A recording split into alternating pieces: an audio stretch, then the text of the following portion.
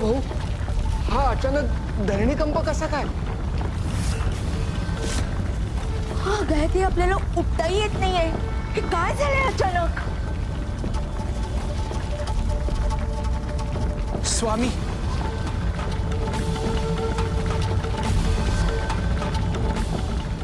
श्री स्वामी समर्थ, श्री स्वामी समर्थ, श्री स्वामी समर्थ,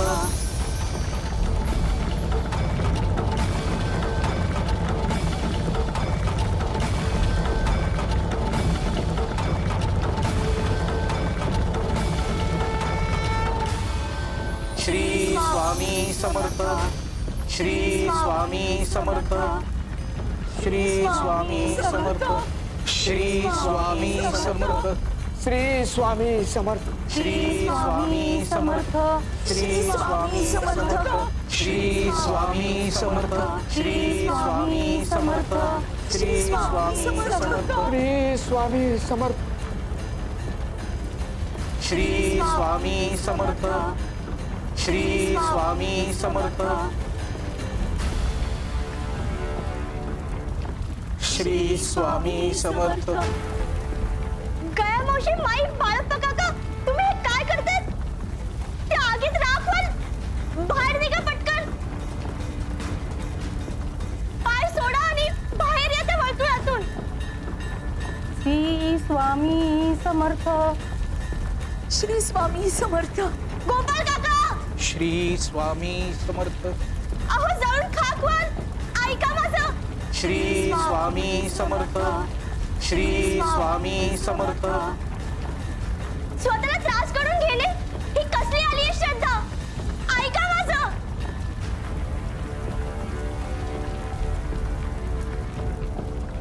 शिवशंकर शंभा.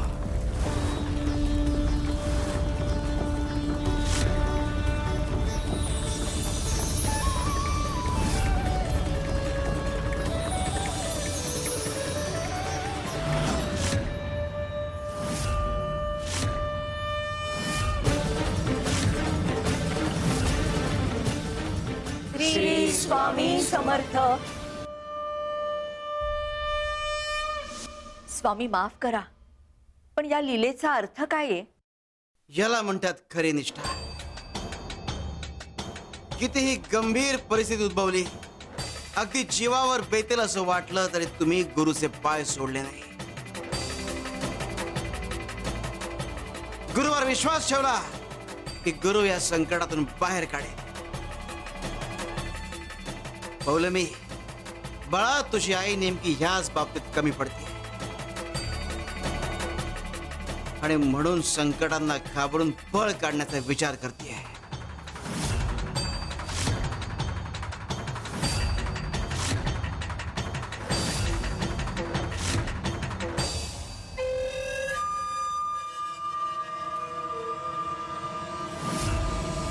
देवी आईचा उदो उदो.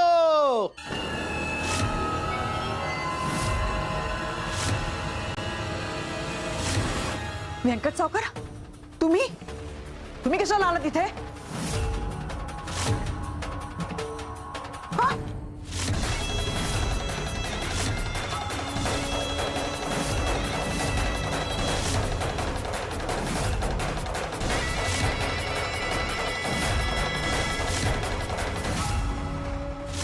नाही.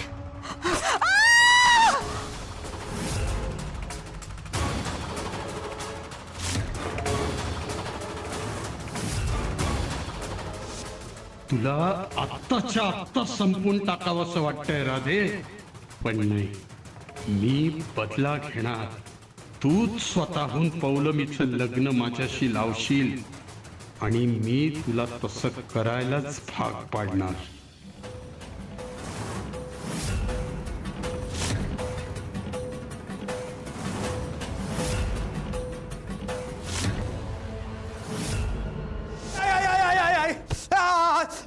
थांबा.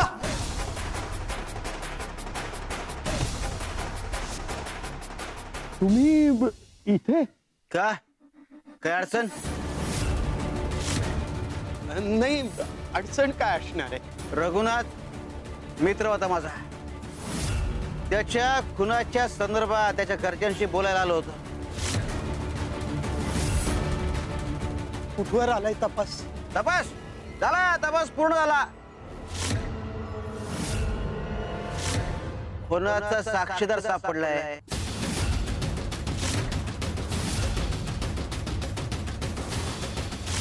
अरे तू का घाबरतोय? तू केला का खून? ऊन आणि मी? अहो शक्यच नाही. अहो साधी मुंगी नाही मारली मी अजून आयुष्यात. ऊन हा शब्द जरी ऐकला ना मी, तरी आतून भीती वाटते मला. खून करताना वाटत नाही ना भीती? नाही, जो खून करतो त्याला खून करताना भीती वाटत नाही. पण तू का घाबरतोय? नाही नाही, मी नाही घाबरलो. माझा चेहराच तसा आहे.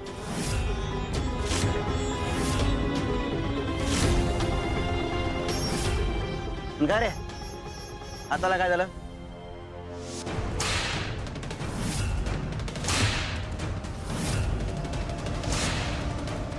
ते मध्ये मध्ये आत्मक्लेश करून घ्यायची सवय आहे मला, बाकी काही नाही. चांगली सवय. ठीक आहे. पंचक्रोशीतल्या सगळ्यात चांगल्या वैद्याकडचं औषध आहे. माझ्या एका सहकार्याला असाच त्रास झालाय, त्याच्याकरता घेऊन चाललो होतो. हे तू ठेव, तू लाव, बरं वाट. मी जाताना त्याच्याकरता दुसरं औषध घेऊन जातो.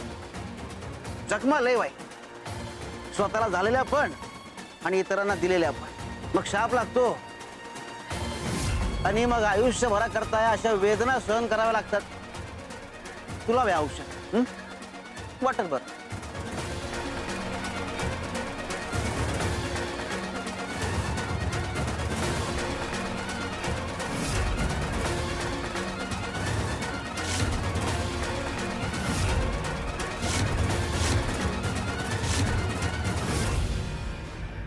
स्वामी आजोबा, माझे प्राण तुम्हीच वाचवले. मला कळलंय. मी खूप आभारी आहे तुमची. बाळा खंबीर हो. प्रत्येक वेळी आम्ही मदतीला धावून येऊच असं नाही, कारण कधी कधी प्रारब्ध आडवा येतात.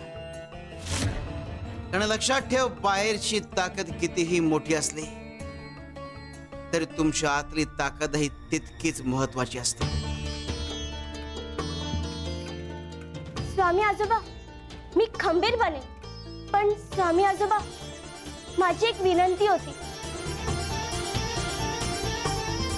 तुम्ही मला जसं वाचवलं तसंच आमचं घरही वाचवा. माझ्या आईला, माझ्या घराला तुमचा आधार हवाय.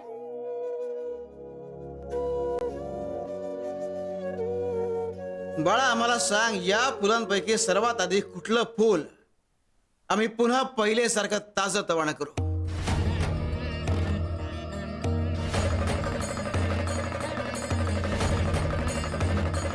हे फूल.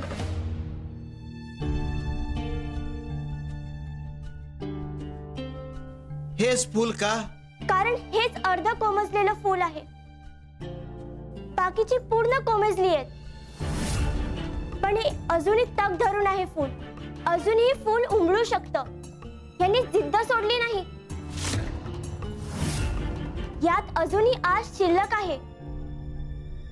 हाच खरा विचार आहे. जे अजूनही झगडतं, प्रयत्न करतं, त्याला वाचवलं पाहिजे. कारण त्याचं प्रारब्ध कधीही बदलू शकतं. पण जे मृत आहे त्याच्या नियतीचं चक्र फिरवणं हे प्रारब्धाच्या बेरीज वजाबाकीवर अवलंबून असतं. पण जिथे जिद्द असते, आशा असते, तिथे आम्ही धावून जातोच.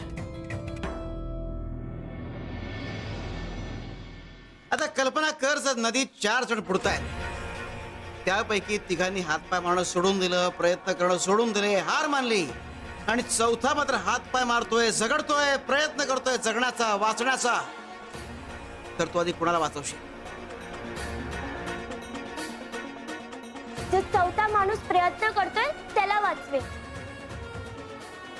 कारण त्यांनी अजून हार मानलेली नाही. शाबास बाळा, हेच तुझ्या आईच्या अजून लक्षात येत नाहीये.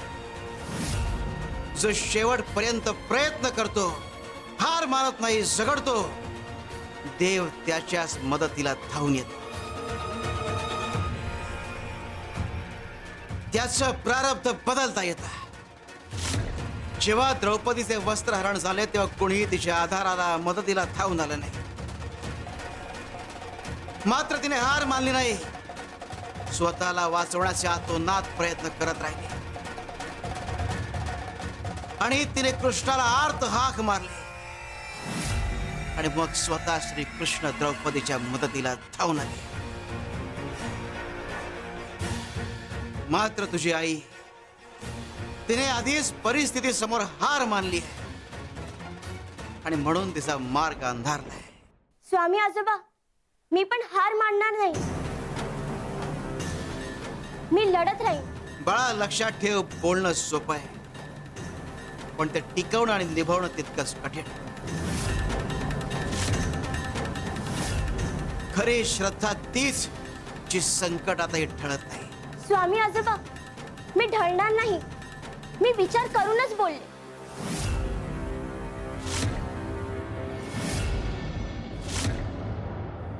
जा, गोपाळाच्या जागेवर जाऊन बस.